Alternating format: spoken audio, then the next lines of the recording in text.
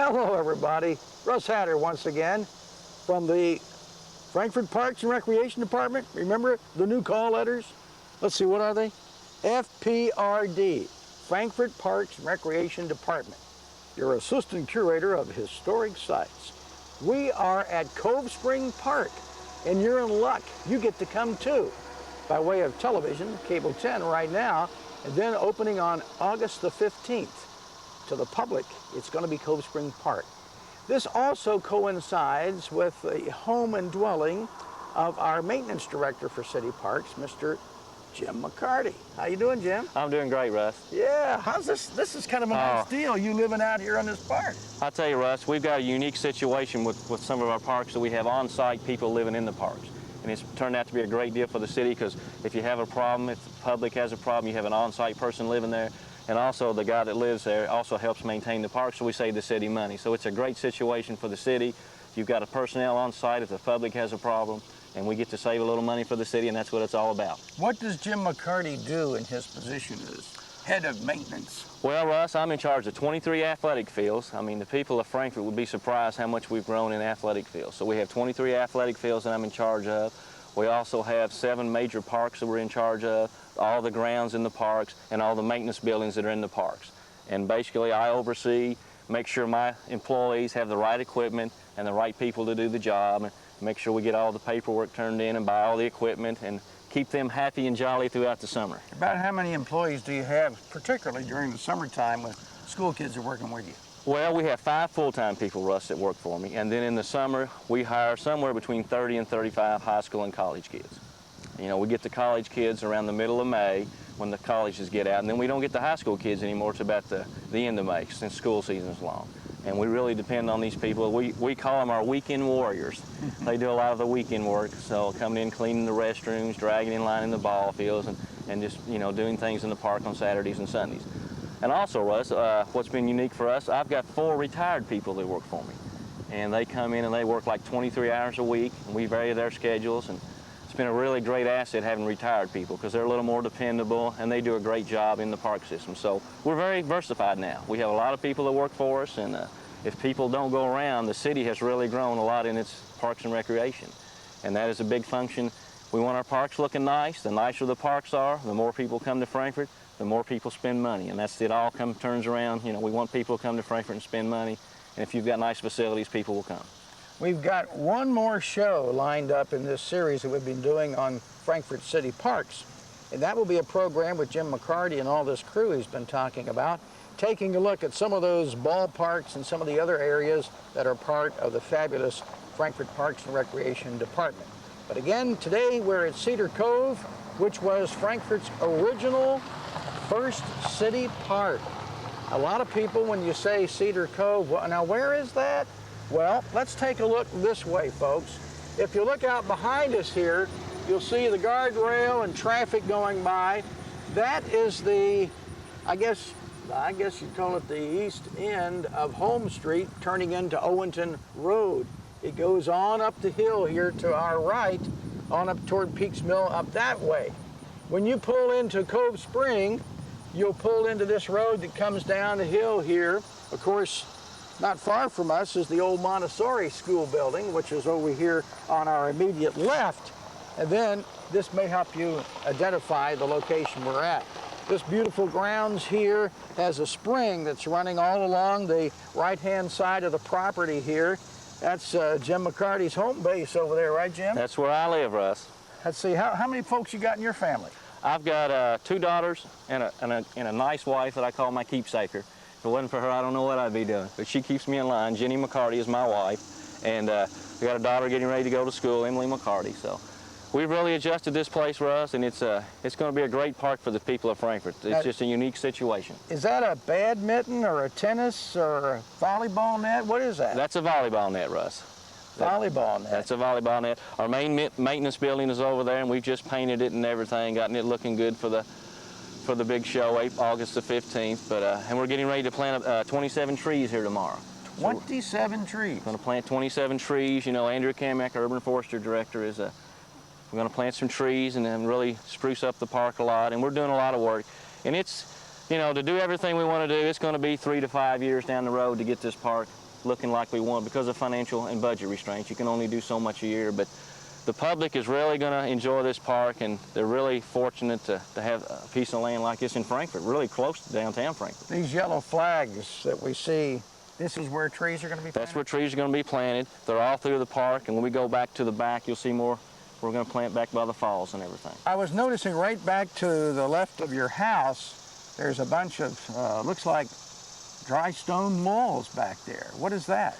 It is a dry stone wall, and the people that came and do the archaeological survey are going to, they're researching it right now to find out how old it is, but it is an old rock wall, and I've cleaned it out and planted some impatiens under there because it's in the shade, so it's a great place for flowers. I'm a big flower person. Jim, appreciate you taking out some time from your busy schedule to kind of kick off our program today. And folks, we're going to head for the waterfall. You're looking at a map that shows Cove Spring Park. And with us to help interpret that map is Mr. Andrew Kamick. He is known as our arborist of the city of Frankfort and also is an employee with Parks and Recreation. What is your part in all of this, Andrew? Well, I was involved from the beginning in helping to write the grant application. And so we were successful in getting the grant, and then since that time I've been involved in the planning and the construction work. In fact, yesterday I was picking up rocks in the back, building a wall. Grants are very important to making things happen nowadays. Tell us the history about how all this came about in terms of grants and the city making its purchase. The city was very fortunate to get a Heritage Land Conservation Grant. And that's a grant that the city got from the Natural Resources Cabinet. The purposes of the grant are to preserve natural habitat, to preserve migratory waterfowl habitat, to preserve unique environmental areas, and to provide for passive recreation, picnicking, hiking, and for overall preservation of the land. So Cove Spring actually falls right into that perfectly. Yes, yeah, it has unique geological features, cliffs and springs and wetlands. It's got a really rich biological community, and it's even got an endangered species. And lots of waterfowl habitat in the wetland. Just to see all kinds of waterfowl there. What kind of waterfowl do we have? Well, I'm not an expert on waterfowl, but I've seen mallards and geese and various kinds of ducks. Couldn't tell what they all are, but just hundreds and hundreds of ducks in that wetland. And it's so unique to have a wetland. Wetlands are so rare in the bluegrass anyway, but to have one right in the city is just really amazing.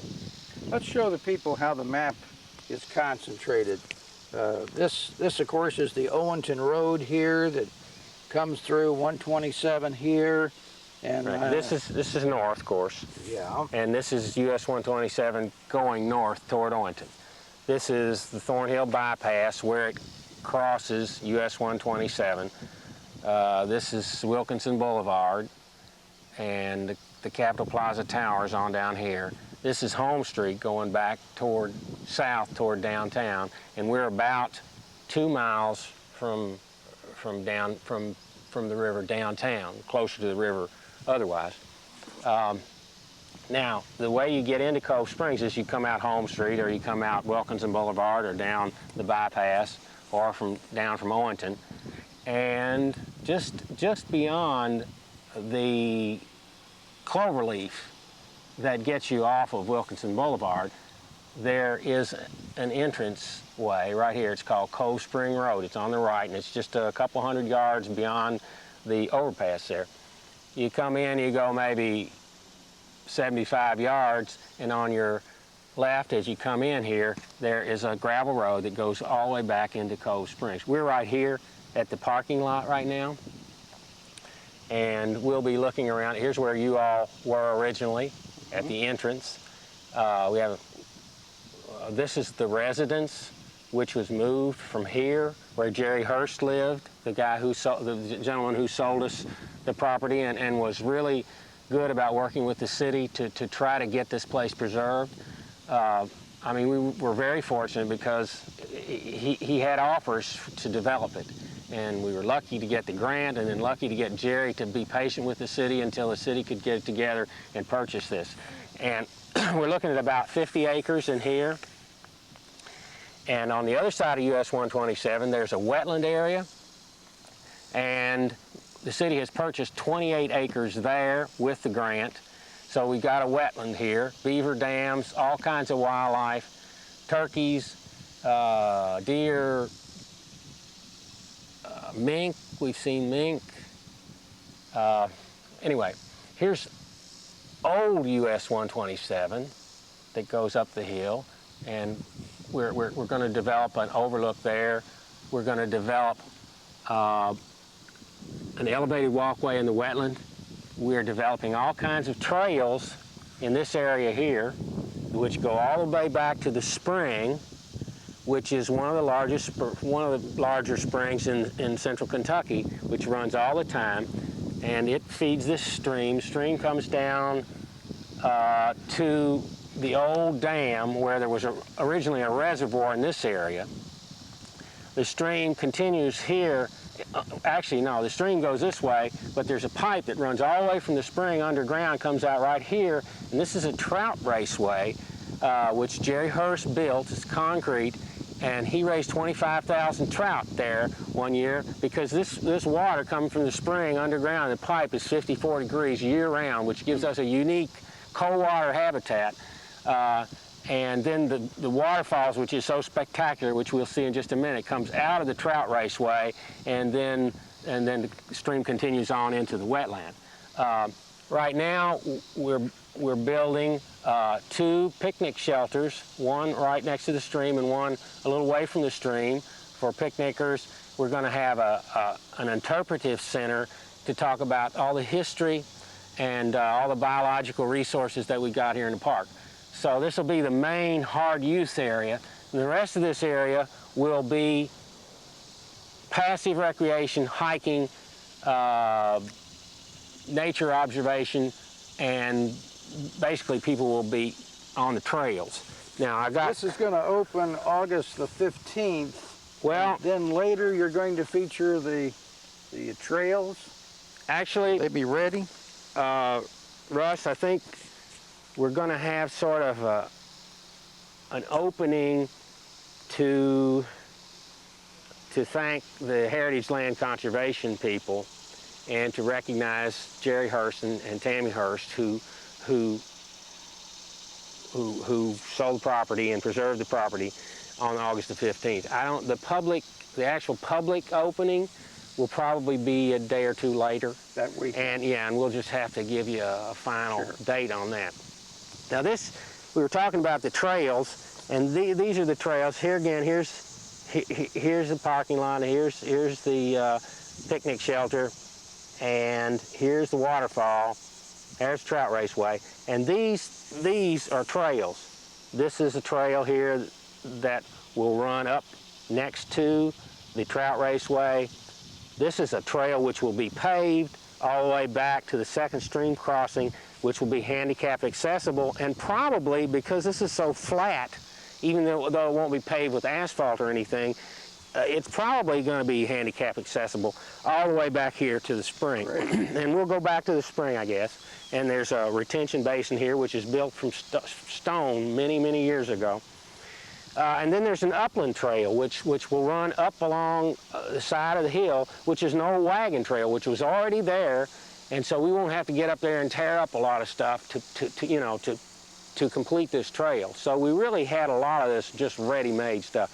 And then there'll be a return on this. And this is a big open area here, flat open, where we may have events. And most of the rest of the whole property is heavily wooded. So anyway, there'll be a loop here, and that'll be where people want to walk or jog. Or When will these trails be available to the public? Will that be this year, or is that going to be probably next year? It's going to be next year. We've got some ravines that we're going to have to build bridges across to get people along the trail. And so I'd say early next year, you know, as soon as spring comes probably, because we're making progress on those stream crossings right now. What about this next shot that we see? This is the other side of US 127, the west side of US 127. Here's where you all started out, and we've been talking about this area back here.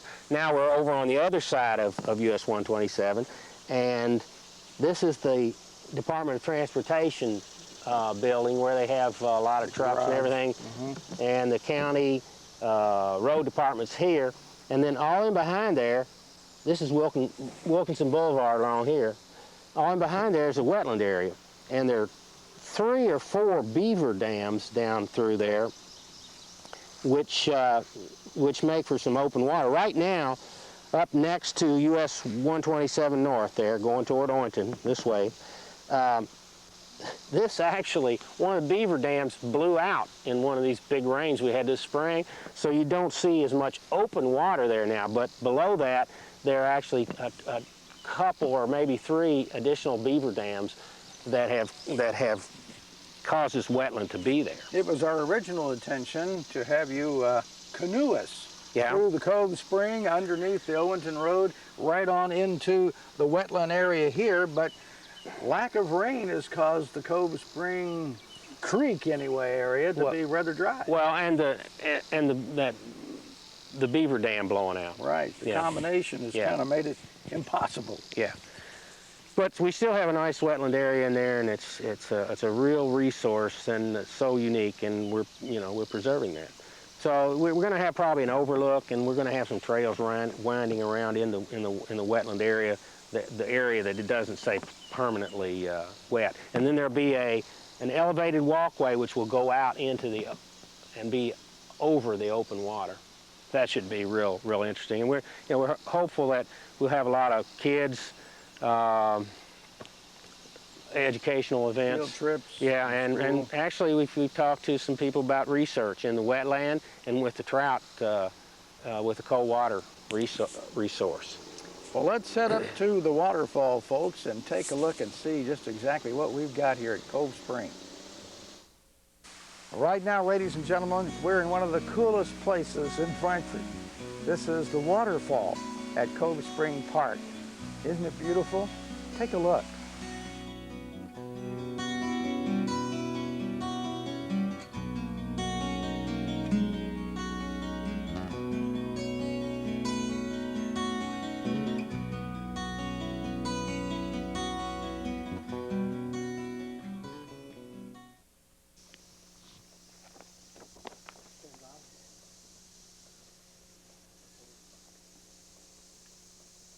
You're looking at 2, I guess, of the 3 springs that are back here at Cove Spring. In 1773, the McAfee Company, that's Robert George and James Jr., along with James McCown Jr. and Samuel Adams, they left Virginia, came down the Ohio River in search of land granted through service in the French and Indian Wars. At the Kanawha River, they met Captain Thomas Bullitt's party of surveyors. Hancock Taylor, a member of the party, joined the McAfees. They arrived at the mouth of the Kentucky River on July the 8th and separated from the Bullitt party. On July 16th, they camped on the ground where the old Capitol stands on Broadway downtown. After surveying 2 tracts of land, they followed a freshwater stream to Cove Spring, and that's where we are right now. Then they went on eventually to reach Mercer County. In 1804, the first system for local water supply in the West was developed by Richard Throckmorton. The second system in the country. New York City had the first water system. The penitentiary made a contract with Throckmorton to supply the water from Cove Spring for $80 a year. The penitentiary was built in 1798-99 and torn down following the flood of 1937. A stone wall, 25 or 30 feet high, was built across the ravine below the spring to form the original reservoir.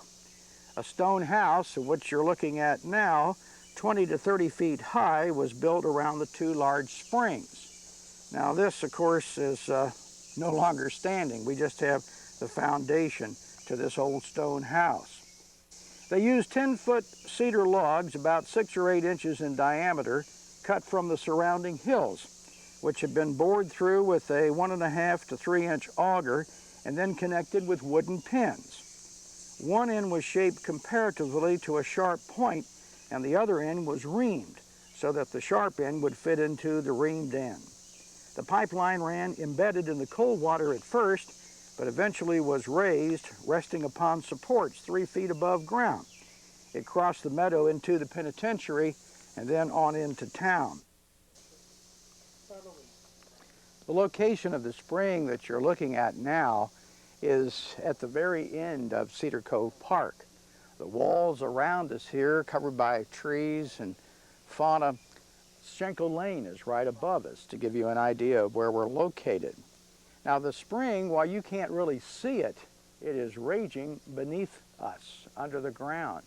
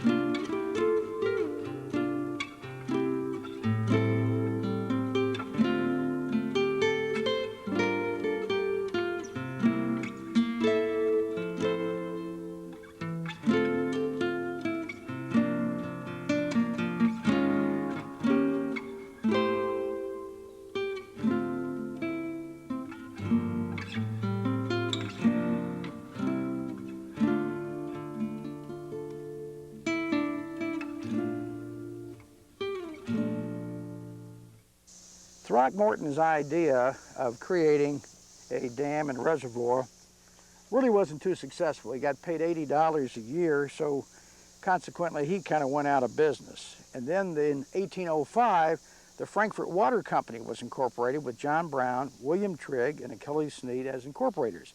And yes, this John Brown is the man with Liberty Hall. The field that you're looking at now was really the first park here in Frankfort. In 1834, the 4th of July was celebrated here at Cove Spring, and it poured down rain. Among the speakers was John J. Crittenden, a former governor. He read the Declaration of Independence. And if you can imagine, there were 4,000 people in attendance in here. They were enjoying straight whiskey and a new drink that they came up with called mint julep. They consumed 4 fat head of cattle, 140 barbecued lambs and shoats, numerous hams, and sides of bacon. Well, needless to say, the program here didn't really work.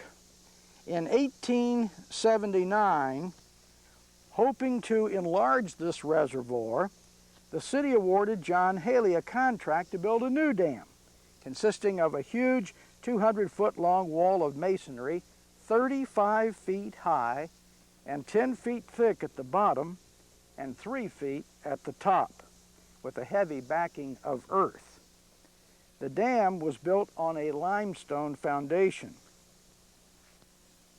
Over here to the right of the dam is a huge tower that many people have wondered about.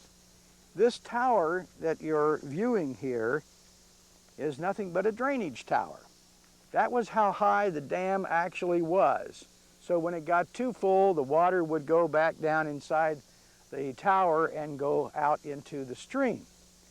The area that you've just seen where the park was, where they had their 4th of July celebration, that was all part of the original reservoir, which apparently held water until the early 1980s, when the C.C. Moore Company breached the dam down here, I suppose for fear that maybe that water might wind up down in their business, which was down in the park area that we've already seen. The reservoir from this dam had a capacity of 18 million gallons. The average depth was about 19 feet of water. This cost around $6,000. It was estimated to provide a supply of 20 gallons per day to each individual in Frankfort. But this dam proved unsuccessful due to leaks in the limestone foundation. In 1884, the city sold the rights to the waterworks to the Frankfort Water Company for $20,000. The present water system that we have here in the capital city was started in 1884 in a new location atop Louisville Road Hill. 2 large reservoirs were erected on the hill, but water pipes were not permitted to swing beneath the covered St. Clair Bridge due to their weight. So the pipes had to be laid on the bottom of the river. Nearly every time the river would rise, something would happen to the pipe. Finally, the city consented for a lighter pipe to be laid over the bridge that eventually brought about the building of the steel bridge, the Singing Bridge, to accommodate heavier water pipes. The pipe on the bottom of the river was abandoned after the steel bridge was erected. So somewhere down below, we'll see that. In days before we used meters, charges were made at a flat rate. For a house, rates were determined by the number of rooms. 1 room was $3, 11 rooms, $9 a year. There was also a charge of $2.50 a year for each tub, $1.25 for each horse or mule, $1 per head of cattle, $5 if you used a hose to sprinkle your street, $1.25 for a buggy or a carriage if washed by hand, $3 if washed by hose. Times have indeed changed. And you've had an opportunity now, folks, to visit with us. Our thanks to Cable 10 and David Pike, who has done a yeoman's job of putting this together for you today. He has tramped along with Andy Kamek and myself all the way back to the source of Cove Spring Park. And obviously, this park is still a work in progress. You had a chance moments ago to see some of the work that's being done here, and there'll be a lot more things for you as time goes on. August 15th is our date to open the park. It'll be open that weekend to the public. So we look forward to having you visit with us here at Cove Spring Park. Don't forget, we're located at the end of Holmes Street where it turns into the Owenton Pike, the Owenton Road. So come visit with us after August 15th. Our thanks to Cable 10 and the Frankfort Parks and Recreation Department. I'm Russ Hatter. See you next time.